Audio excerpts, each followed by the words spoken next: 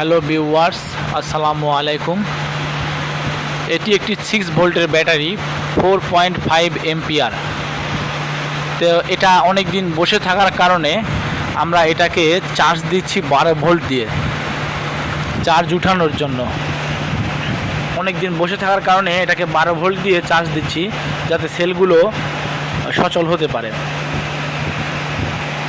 এই জন্য 12 ভোল্ট দিয়ে চার্জ দেওয়া হচ্ছে। আপনারা দেখতে পাচ্ছেন, এই যে এখান থেকে 12 ভোল্ট নেওয়া হয়েছে প্লাগের মাধ্যমে, নিয়ে ব্যাটারির প্লাস মাইনাসে লাগানো হয়েছে চার্জটা উঠানোর জন্য।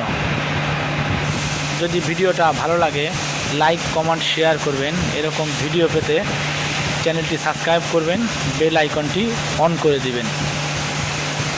ঠিক আছে, ভালো থাকবেন, ধন্যবাদ।